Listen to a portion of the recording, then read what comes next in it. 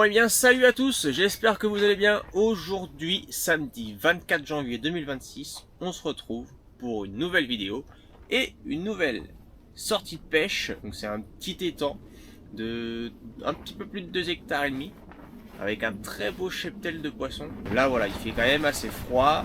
Bon, il y a eu un pêcheur qui est venu, un carpiste qui est venu il y a 10-15 jours, de ce que me disait Andrew. Et pour pêcher 4 jours, il a fait 3 poissons. Donc bien, parce qu'il faisait très froid quand même. Mais voilà, c'est pas évident, c'est une pêche assez particulière. C'est une gravière qui est très profonde, on a 11 ou 12 mètres d'eau au milieu.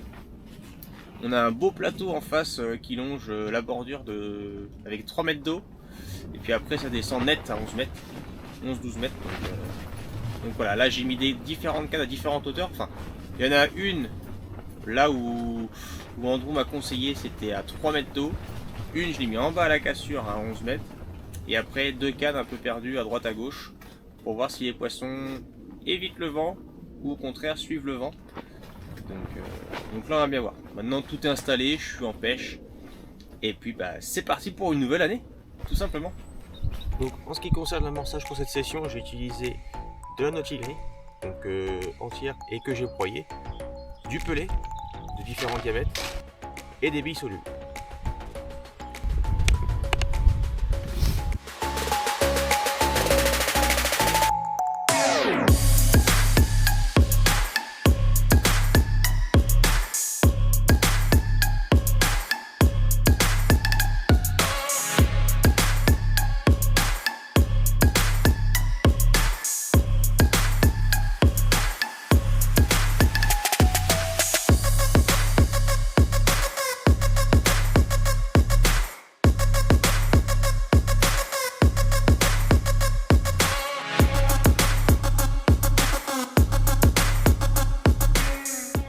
Bon et bien du coup on se retrouve au lendemain de là où je vous ai laissé. Donc très peu de rush hier en fin de journée parce que j'ai pas mal discuté avec le gérant. En gros de 16h à 20h, 21h on a parlé. J'ai retendu les lignes en même temps qu'on discutait, donc pas beaucoup de rush. Mais après ça a été très calme quand même. Cette nuit on a eu 2 bips sur les cannes qui sont dans 3 mètres d'eau. Donc je pense que c'est des poissons qui devaient circuler gentiment et se prendre dans les lignes. Et les 2 cannes qui sont dans 11 mètres, eux, n'ont rien produit, n'ont pas fait de poisson ni de bip. Donc là, il reste 2 heures de pêche. Et on va essayer de faire un poisson. On va essayer, on sait jamais. Des fois sur un malentendu, ça peut marcher. Donc maintenant, on verra bien.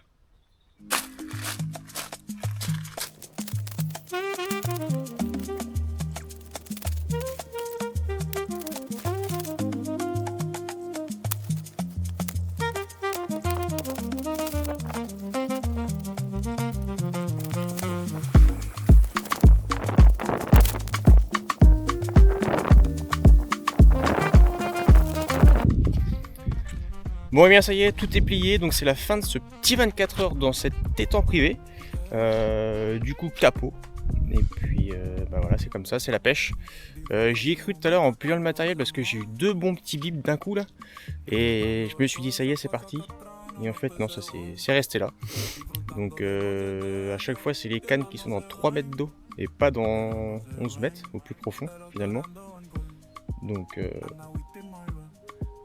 voilà. Du coup on va se retrouver bientôt, d'ici quelques jours je pense, là peut-être mercredi matin je vais aller faire un tour sur le plan d'eau public qui est pas très loin de chez moi, là, où j'ai fait du stalking dans la vidéo précédente.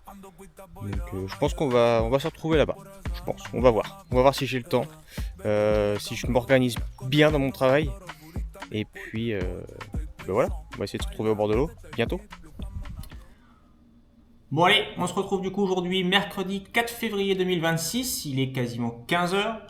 Et du coup, par rapport à ce que je vous avais dit juste avant, on ne s'est pas retrouvé au bord de l'eau. Parce que j'ai pas eu le temps avec le travail. Mercredi, après du coup la session de 24 heures, il a presque gelé. J'avais rendez-vous fin de matinée. Du coup, j'ai tout simplement pas pu aller à la pêche. Et puis ce matin, pour rien vous cacher, j'avais grave la flemme.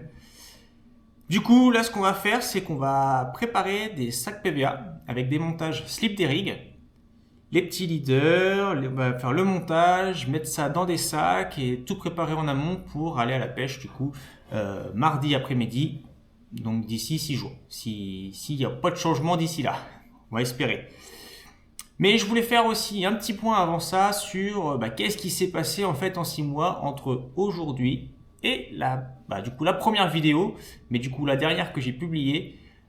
En fait, tout simplement, il s'est passé plein de choses. Il y a eu la météo, déjà, parce que en fait, finalement, après la première vidéo, je vous avais dit qu'on irait pêcher sur un petit étang public sur la route de mon travail, sauf que quand je me suis arrêté pour en fait tout simplement aller pêcher, plus d'eau. Enfin, il y avait plus d'eau. Ça avait peut-être diminué de facile la moitié, quoi. Donc, on voyait les carpes avoir du mal à nager dans peu d'eau, pas mal d'herbiers avaient pris le dessus. Donc par respect pour le poisson, j'ai dit on laisse ça tranquille, c'est pas la peine, ça sert à rien. Je voyais pas l'intérêt. Bref. Ensuite, je devais aller pêcher sur la rivière, la Mayenne, dans le centre-ville.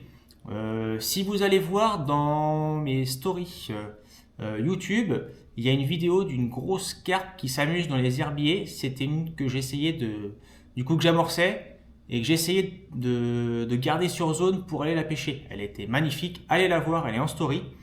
Et puis en fait, finalement, les 2 fois où j'ai mis le matériel dans la voiture pour y aller, c'était quelque chose d'incroyable. J'entendais ma femme pour qu'elle vienne s'occuper de ma fille, tout simplement. Et au moment de partir, à chaque fois, gros orage, averse de grêle, c'était un truc de dingue. Ensuite, j'ai fait une nuit quand même sur la Mayenne, un petit peu avant les orages, où après réflexion et après m'être renseigné, c'était tout simplement une zone très stérile. Il y avait une compétition avant moi où il n'y avait pas eu de poisson de fait, donc une nuit au bord de la Mayenne, mais du coup qui n'a rien donné. Et puis après, c'était juillet-août, donc là on est parti en vacances, on est parti au lac Lacano, c'est au-dessus du bassin d'Arcachon, et là il faisait à peu près 40-45 degrés. Donc très très chaud. Et puis en fait, pareil, quand on s'est renseigné sur place, les locaux nous ont dit que la pêche avait été interdite à cause de ça, des grosses chaleurs, et puis les vacances, les touristes, il y avait pas mal de monde, donc on pouvait pas y pêcher. Et puis franchement, vu les chaleurs qu'il y avait, c'était pas insoutenable, mais presque. Et donc du coup, là on a fait nos vacances, on est revenu, et puis après, gros boulot, à fond dans le boulot, jusqu'à fin septembre, début octobre. Ensuite, je suis parti pêcher avec un pote. Et quand j'ai voulu faire des vidéos, parce qu'au début, je faisais des vidéos avec mon téléphone, et mon téléphone est tombé en rade. Il mettait que le stockage était plein, il faisait que de bugger, donc je pouvais pas faire de vidéo. Ensuite, on a été faire, peut-être un mois après, 48 heures à Émaux de Carpe. Donc là, on a fait un poisson. Et je me suis acheté donc une nouvelle caméra, avec laquelle je suis en train de filmer. Et sauf qu'à ce moment-là, j'avais pas encore le support. Et donc on a commencé à faire des vidéos, mais avec le boîtier imperméable. Et en fait, c'est une très mauvaise qualité niveau son. Le boîtier coupe le son. Et ça faisait que des grésillements. Quand j'ai voulu faire le montage, ça ressemblait à rien. Et puis après, j'ai voulu faire aussi, du coup, à la suite de cette vidéo-là, une présentation de comment moi je prépare les tiger nuts, comment je les cuis, et en fait surtout de comment du pourquoi je les utilise. Et puis là, du coup, première pêche cette année, elle est dans la vidéo et c'est ce qu'il y avait juste avant. Donc du coup, pour réaliser ce montage slip des rigs, je prends un bout de tresse, à peu près 20 cm, ça suffit. De tresse submerge, comme ça du coup elle se plate bien au fond normalement. Un hameçon taille 6 en white gap, parce qu'il y a une bonne ouverture, sans ardillon. Moi je pêche toujours sans ardillon.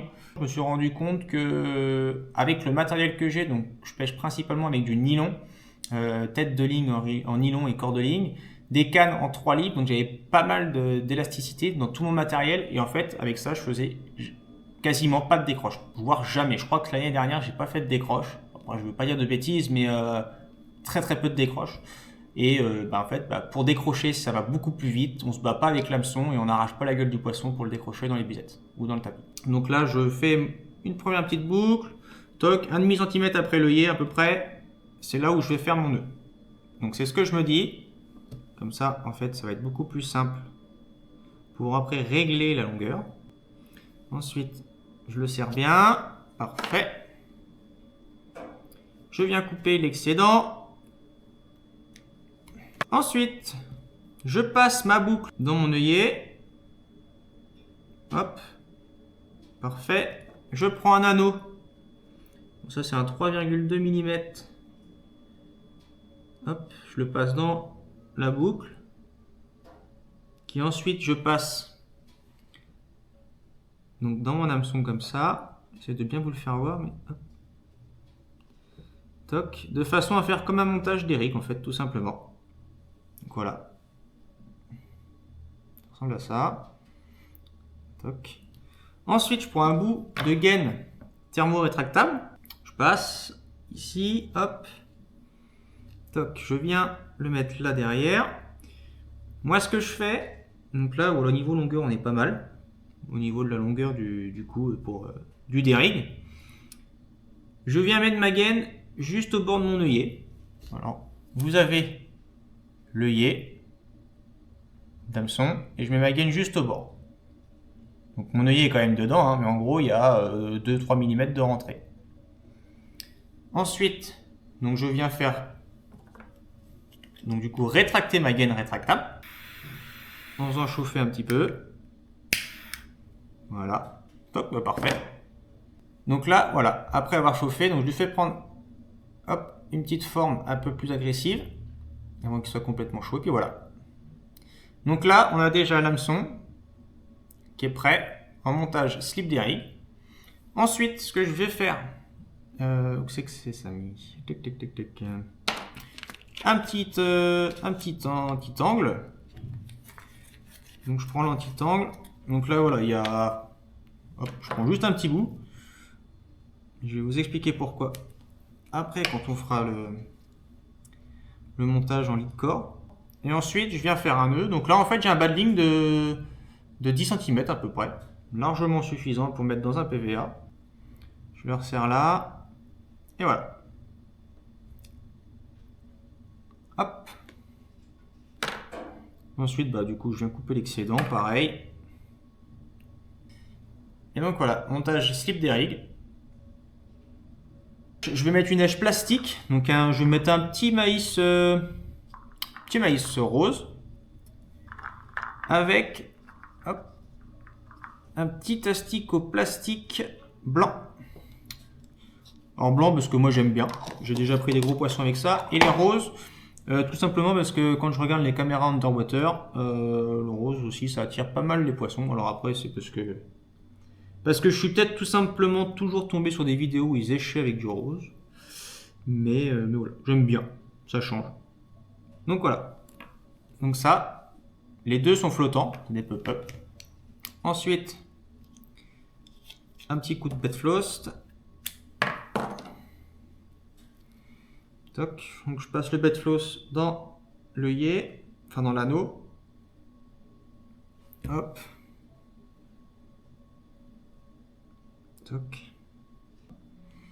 Ensuite, bah, du coup, j'ai pas mal de Betfrost, donc j'en enlève pour éviter de faire une tache noire. Alors après, ça arrive des fois quand même que ça fasse une tache noire, mais hop. Toc, parfait. Parfait. Et du coup, maintenant, donc c'est censé en fait se décoller légèrement comme ça dans l'eau. Donc là, je vais faire un test juste pour voir. Et hop, ça marche parfaitement. Donc du coup maintenant ce qu'on va faire, c'est qu'on va faire le petit leader qui va se mettre dans le plomb inline. Donc pour ça je vais prendre donc, des émerillons quick change. Donc là on va réaliser une épissure. Donc je prends un leader camo submerge. Hein, c'est un petit leader voilà, classique. Après il n'y a pas de... Ça sert à rien de prendre trop gros parce que du coup, il faut quand même qu'en cas de casse, ça puisse coulisser dans l'anti-angle du plomb. Mais après, voilà, il n'y a pas non plus. Enfin, ça sert à rien de le prendre plombé ou plus résistant. Ou, enfin, voilà. Bon, je prends quelque chose d'assez simple, on va dire. Donc là, je fais ma petite épissure. Donc, pour faciliter, je l'écrase un peu comme ça ici. J'essaie de trouver un endroit qui est assez plat sur mon lit de corps. Donc là, je prends mon aiguille à épissure. Voilà, hop, là elle est rentrée. 1,5 cm. Oui, 1 cm même. Je la fais ressortir. je passe ça dedans. Ensuite, je viens chercher l'autre bout. Je referme mon aiguille. Et hop. Et voilà. Donc là, je l'ai fait passer entièrement et je resserre bien. Ensuite, je coupe. L'excédent, pareil. Je coupe. Et moi, ce que j'aime bien pour être sûr que ça ne bouge pas, je le brûle l'excédent. Je fais une petite boule. Ensuite, donc, je prends mon plomb. Mon anneau, il va être ici à peu près. Pour pas faire de gaspillage. Top. Je vais couper, voilà, 5 cm au-dessus du plomb. Au-dessus de l'antitangle du plomb. Et donc là, hop, pareil. Donc ici, donc mon aiguille, il faut que je la mette par là, à peu près. Ensuite, je passe mon aiguille dedans pour refaire une boucle. Toc, voilà. Et donc là, pareil. Donc là, voilà. Je coupe l'excédent et je vais brûler. Toc, parfait. Voilà. Donc en gros, il y aura ça. Ça va dépasser de 2-3 cm. Je vais prendre du fil, tout simplement. Hop, je passe dans le plomb. Toc. Je viens prendre mon leader. Je passe dedans. Toc, parfait. Et voilà. Donc là, voilà, j'ai mon petit plomb inline avec mon attache. Donc après, en fait, pourquoi je fais un leader assez court? C'est parce que j'ai pu remarquer pareil dans les caméras underwater, dans les gravières ou dans des étangs où il y avait peu de vases, le leader marquait énormément le fond. On le voyait très bien dans des eaux claires et de style gravière, ou alors dans des étangs où il y avait un petit peu de vase, on voyait un trait. Les carpes, je pense, peuvent se dire qu'il y a quelque chose. Et puis moi, j'aime bien aussi essayer d'être discret. Et moi, ce que j'adore utiliser, c'est une tête de ligne en queue de rat. Donc départ 50. Donc ce que je fais du coup quand je fais mon nœud pour qu'il puisse coulisser facilement en cas de casse, c'est que j'enlève 4-5 mètres. 4-5 mètres, du coup, au lieu de partir sur une base d'un diamètre 50, je vais partir peut-être sur une base de diamètre 40. Mon nœud sera moins gros ici et pourra mieux coulisser. Donc, et du coup, comme des fois je pêche en gravière, avoir une tête de ligne en transkaki, du coup transparent, ça va moins se voir que si j'avais, je pense, c'est à mon avis, un leader de 30, 40, 50 cm. Et puis moi, j'aime pas trop pêcher avec des leaders parce qu'une fois que c'est accroché quelque part, bah, ça casse pas. Donc c'est pour ça que je fais juste cette petite boucle là. Donc voilà pour cette partie du coup du leader avec le point inline. Donc on a de quoi attacher ensuite du coup notre petit montage. Donc là je reprends mon nœud. Je viens les mettre dans les mérillons. Et hop, voilà. Et ensuite je mets juste ma petite gaine. Et ça ressemble à ça. Et donc du coup, on va pouvoir passer du coup au PVA. Ce que je fais, comme ils sont quand même assez longs, et c'est pour ça aussi que je les ai pris, c'est que je coupe une petite bande. Et ensuite, donc là je l'ouvre et hop, je viens recouper ici en deux, de façon à me faire une petite bande pour faire mon nœud pour finir. Ensuite, donc je l'ouvre. Hop, donc j'ai ça. Ça, c'est pour justement les petits PVA, mais du coup, bah, je m'en sers aussi pour cela. Parce que bah, j'en ai tout simplement pas racheté. Et puis, bah, ça fait la même chose, j'ai juste à le tenir. Et je m'en sers surtout pour bloquer après mon plomb. C'est surtout et principalement pour ça. Donc, je mets un petit peu de pelé, donc c'est du petit pelé. Donc, il y a du pelé, donc c'est du 4,5. Il y a du 2. Et ce que je fais en général, c'est que en même temps, je le broie. Je prends le crochat. Le crochat et j'embroie pour faire un peu de farine pour que ça aille bien partout dans les trous. Donc là j'en mets encore un petit peu. Hop. Juste à 1 cm dans le fond. Ensuite je mets mon montage dedans. Toc. Donc là ce que je vais essayer de faire c'est le bloquer là. Hop, parfait. Et donc après je vais essayer de mettre mon mèche d'un côté du PVA. On voit ici la bande, donc côté droite. Pointe de l'hameçon vers le côté gauche et je vais mettre mon plomb après côté gauche. Je vous expliquerai pourquoi pour finir. Ensuite, on met pas mal de pelets. Je viens du coup après, hop, tamponner un peu avec le plomb pour essayer de commencer aussi à tasser un petit peu.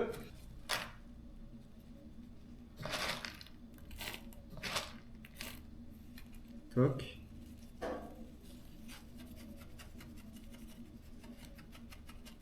Et donc du coup mon plomb, je viens me le caler, hop, côté gauche comme je l'ai dit au début. Et ensuite je finis de mettre du pelé. Toc, voilà. Donc voilà. Donc là on voit encore la tétine. Je ne sais pas si vous la voyez bien, mais j'ai la tétine. Et donc du coup, je vais pouvoir commencer à le fermer. Donc là, je tourne un petit peu, toc toc. Voilà. Et ensuite, donc je prends le petit ruban de PVA que j'ai coupé au début. Donc là, hop. Je me le coince. Toc, voilà, c'est parti. Et hop. Je fais des tours de façon à, pour finir, hop, faire un nœud. Je refais un deuxième.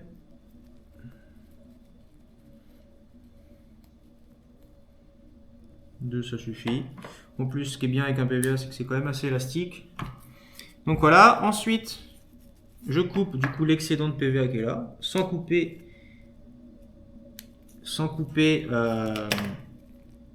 du coup mon bout de leader, le petit bout de leader. Toc. Ensuite, je continue à tapoter un petit peu. Donc là, on va refermer les angles. Ça sera plus aérodynamique aussi si vous jetez. Et pour la présentation, normalement, ça sera aussi beaucoup mieux au fond de l'eau. Vous allez comprendre pourquoi à la fin, quand je vais vous expliquer pourquoi j'ai mis l'hameçon à droite, enfin lèche à droite, le plomb à gauche. Toc. Voilà. Hop, on mouille les coins. Toc. Et voilà. Donc là, il y a un PVA. Hop, parfait. Donc, ici, je vais essayer de le faire ressortir un petit peu. Voilà. Là, vous voyez le petit point blanc, c'est l'asticot. Avec le grain de maïs juste en dessous. L'hameçon qui est plutôt de ce côté-là avec le plomb qui est ici. Le plomb, on va dire que l'hameçon est là, à ce niveau-là. Le plomb, l'hameçon, lèche au-dessus. Il faut faire des trous ici. Voilà. Hop, hop. Après, ce qu'on peut faire, c'est prendre aussi du goût, percer, mettre un peu de goût dedans. Et c'est ce que je vais faire, mais quand je serai plutôt au bord de l'eau. Pourquoi je fais ça? Parce que du coup, on a de l'air qu'il y a dedans. Le PVA, quand il va arriver dans l'eau, vous allez le jeter. Quand vous allez l'arrêter ou clipper ou qu'il va frapper l'eau, comme le plomb est plutôt de ce côté-là, en bas, le poids est vraiment ici, il va tomber dans l'eau et se remettre, en fait, naturellement dans ce sens-là. De plus, qu'on ait fait des trous, l'air, elle va vouloir ressortir. Et elle ressortira toujours où elle va pouvoir, donc ici. Comme on a fait des trous, l'air, elle peut sortir ici. Donc l'air qui est là, l'air qui est en dessous, va remonter à travers les pelets pour ressortir ici. Donc finalement, l'air, elle va se retrouver ici, ressortir. Et naturellement, le plomb va tomber comme ça. Le sac PVA va tomber comme ça au fond de l'eau et va éclater. Quand il va s'ouvrir, le plomb il sera en dessous les pelets, donc il ne se verra pas, et lèche sera au-dessus. Et l'hameçon sera en dessous, donc camouflé aussi grâce au pellet.